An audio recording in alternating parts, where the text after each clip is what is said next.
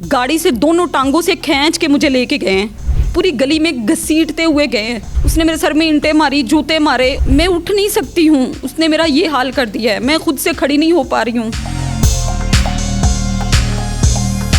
इस वक्त जो मेरे साथ खातून मौजूद है, ऐसी गलती की है कि जिसकी सज़ा आज ये भुगत रही है। इसकी इज़्ज़त को सरेआम नीलाम किया गया है, ज़दोकोब किया गया है, तशद्दुद किया गया है।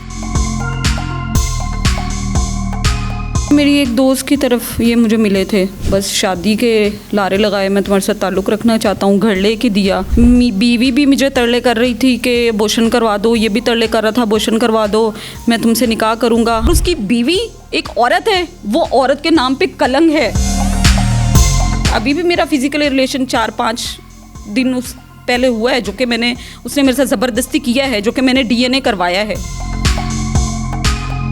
हमारे माशरे का एक अलमिया बन गया हुआ है कि ख़वातीन के साथ हम लोगों ने जो बदसलूकी करनी है। इसमें मैं ये नहीं कहता कि तमाम के तमाम मर्द गलत हैं या ख़वातीन गलत हैं, लेकिन कुछ तबका, कुछ जगह पे ख़वातीन ऐसी गलतियां कर जाती हैं जिनकी सज़ा उनको मिलती है। इस वक्त जो मेरे साथ खातून मौजूद है, ऐसी गलती की है कि जिसकी सज़ा आज ये भुगत रही है। उस गलती की वजह से ये कई गुनाह भी कर चुकी है। अब कहानी क्या है? बात यह है कि इसकी इज़्ज़त को सरेआम नीलाम किया गया है, ज़दोकोब किया गया है, तशद्दुद किया गया है पूरे बाज़ार में। लेकिन कोई ऐसा मर्द नहीं था वहाँ पर कि कोई उस बंदे को रोक सकता, उस बदमाश को रोक सकता। कहानी क्या थी मैं इसकी ज़ुबानी जानता हूँ। बीबी, नाम क्या है आपका? समीना अरशद। समीना, ये जिस बंदे का जिक्र कर रही है, बंदा कौन है, नाम क्या है इसका? फारूक चौधरी, मियाँ खालिद का बेटा है। अच्छा, सबसे पहले तो मुझे ये बताओ कि इसके साथ ताल्लुक़ बना कैसे आपका? मुझे मेरी एक दोस्त की तरफ ये मुझे मिले थे, तो बस उधर ही उन्होंने मुझे देखा, 1-2 मुलाकातें हुई, नंबर शंबर लिया। बस उसके बाद उन्होंने मुझे बोला कि मैं आपको पसंद करता हूँ, आप मुझे बहुत अच्छी लगती हैं, ऐसे है वैसे ये वो। बस शादी के लारे लगाए, मैं तुम्हारे साथ ताल्लुक़ रखना चाहता हूँ, घर लेके दिया। उसके बाद आपके ताल्लुकात आगे बढ़ गए। हाँ जी। घर ये फ़ारूक नामी बंदे ने आपको लेके दिया था? हाँ जी। रेंट यही पे करता था? हाँ जी, 2-3 माह रेंट इसी ने पे किया था मेरा।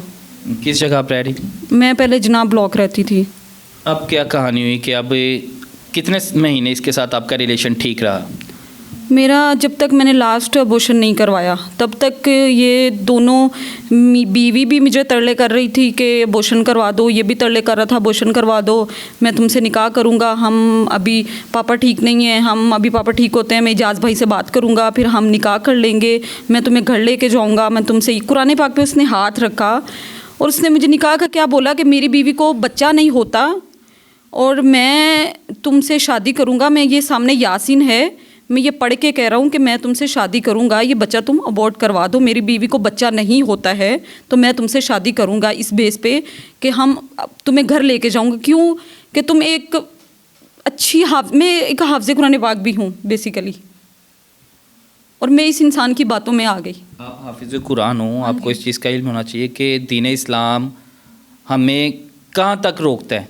ठीक है ना, कि कुछ चीज़ें होती हैं, कुछ रिश्ते होते हैं जायज़ होते हैं, कुछ होते हैं नाजायज़ होते हैं। आपको नहीं पता था कि आपका इसके साथ नाजायज़ रिश्ता है और आप इस हद तक आगे बढ़ गई? मेरी गलती है, मैं उस चीज़ को एक्सेप्ट करती हूँ, मेरी गलती है, मैंने वो गलती की। लेकिन उस इंसान ने मुझे गाइड ऐसा किया, बेसिकली उसका माइंड है बिज़नेस वाला, उसने मुझे गाइड उसी तरीके से किया कि मैं तुमसे शादी करूँगा, निकाह करूँगा। फिर उसकी बीवी ने मुझे बोला कि ये मेरा बंदा तुमसे शादी करेगा, ये बच्चा तुम अबॉर्ट करवा दो। बच्चा मैंने अबॉर्ट करवाया, करवाने के बाद सडनली वो दोनों, बीवी की खैर तो उसको मुझे उसके बाद कॉल नहीं आई, उसके मियाँ बदल गया, मैं तो ऐसे तुमसे शादी नहीं कर सकता, मैं ऐसियों से शादी नहीं करता, ऐसे है वैसे है, ये है वो है। तो बस ताल्लुकात तब तक ख़राब चलते रहे। मिला है, अभी भी मेरा फिजिकल रिलेशन 4-5 दिन उस पहले हुआ है, जो कि उसने मेरे साथ ज़बरदस्ती किया है, जो कि मैंने DNA करवाया है। तो ये चेहरे पे निशान, ये मुझे उसने कल अपने घर बुलाया था, तो उसने घर बुला के मेरे साथ ये सब कुछ किया है। ये ख़तून है, मेरा ज़मीर ही गवारा नहीं कर रहा कि इस ख़तून से मैं वो सवाल करूं कि जो मुझे मुनासिब लग ही नहीं रही। इस वजह से मैं बड़ी मामूली सी आम बात आप तक पहुंचा रहा हूं। क्या अब कहाँ पर बुलाया था, मारा क्यों, अब क्या वजह बन गई थी? ऐसी शादी नहीं था कर? शादी तो उसने, अभी देखो ना, जो शादी करने वाला इंसान होता है ना, वो आपको घर बुला के मारता नहीं है, वो आपको इस तरह तशद्दुद नहीं करता आप पे, आपको इस तरह। मैं उठ नहीं सकती हूँ, उसने मेरा ये हाल कर दिया है, मैं खुद से खड़ी नहीं हो पा रही हूँ। मैं रोज़े की हालत में थी, उस इंसान को ये शर्म भी नहीं आई, उसने मेरे सर में ईंटें मारी, जूते मारे। और उस टाइम पे कोई मर्द ऐसा नहीं था कि जो कि एक 1-5 करके कह दे कि एक औरत को बचाया जाए। उसने मेरा गला तक दबाया, यहाँ तक उसने मुझे मारने की कोशिश की ना, कत्ल करने की कोशिश की ना, कि मैं इसको अपने घर से मार के भेजूँगा। आपको नहीं पता आपके पीछे बहन भाई माँ बाप वगैरह? मेरा उसको देखो, मेरी एक मामा है, मेरा भाई नहीं है कोई भी, मेरे पापा नहीं है। शायद उसको इस चीज़ का उसने जायज़ फ़ायदा उठाया कि इसके पीछे तो कोई है नहीं, पीछे कोई आने वाला नहीं है आपके? नहीं, शायद उसने ये सोचा ना। वालिदा को तो पता है ना, वालिदा को पता है कि लाहौर आई हुई हो? हाँ जी, मेरी मामा वालिदा को पता क्या है। बताया आपने? मेरी मामा को पता है मैं जॉब करती हूँ।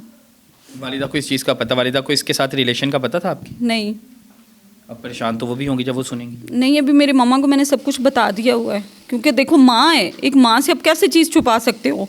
एक दुनिया में वाहिद एक माँ तो है जो एक अपने, भले मैं भी एक माँ हूँ, लेकिन मैं अपनी बेटी को समझूंगी, क्यों कि मेरी बेटी ने गलती भी की है ना, ये पूरी दुनिया नहीं समझ सकेगी, लेकिन एक माँ उस दर्द को ज़रूर समझेगी।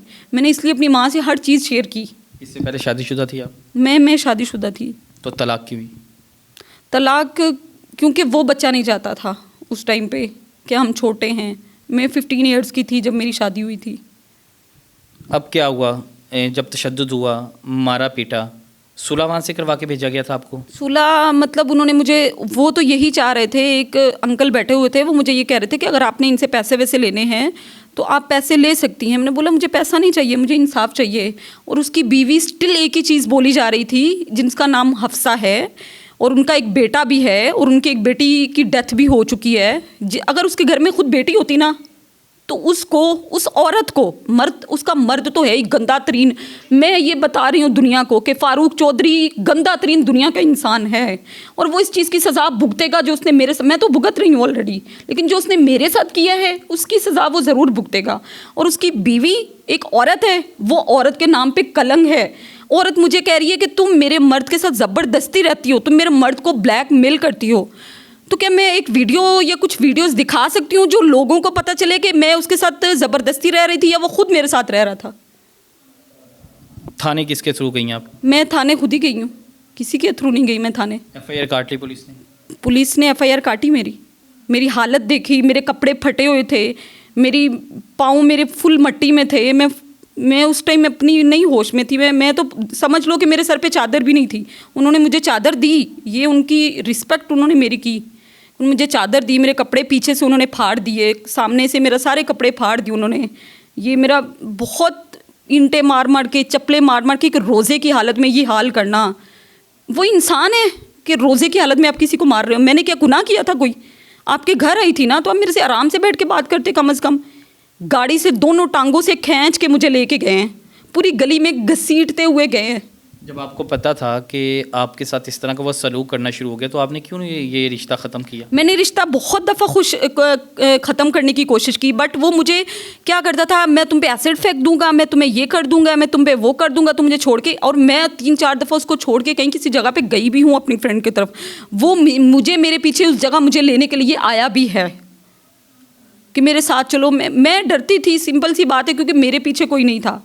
अभी भी मुझे नहीं पता, मैं अपने घर से निकली हुई है, रात को भी वो मेरे घर गया है, मैं अपने घर नहीं सोई हूँ रात को। मुझे नहीं पता उसने मेरे घर पे क्या करवाना है क्या नहीं करवाना। उसने मुझे खुली सरेआम धमकी दी है कि मैं तुम्हें मार दूंगा, गोली मार दूंगा। कुछ कहना चाहती हो? मरीम नवाज़ इस वक्त जो वज़ीर आला है, उनको, उन तक कोई पैगाम, आईजी पंजाब को कोई पैगाम देना चाहती हो तो दे सकती हो। मैं उनको यही कहना चाहूँगी, मुझे इंसाफ चाहिए बस। जो मुझे मारा गया, घसीटा गया, तो मैं बस उनसे इंसाफ की ही अपील करूँगी, और मुझे कुछ नहीं चाहिए। गलती कई हद तक इस खातून की भी है, लेकिन गलती को एक साइड पर रख के, अगर आपका एक खातून के साथ रिलेशन है, आप वो ख़त्म करना चाहते हैं तो ख़त्म करो।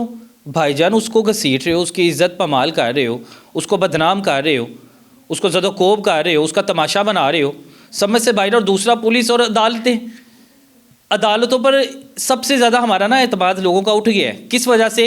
कि जो इस तरह के मुजरिम होते हैं, जो इस तरह के मुलजिम होते हैं, जो इस तरह का सलूक करते हैं, लेकिन अदालतें हमारी ज़मानत दे देती हैं बग़ैर तहकीक किए। पुलिस अपना काम कर लेती है, एफआईआर दे देती है, फिर पुलिस के हाथ भी बांध जाते हैं। जब एक बंदे को ज़मानत मिल गई है तो पुलिस वहाँ पे क्या करेगी? अल्लाह हाफिज़ है हमारे मुल्क का।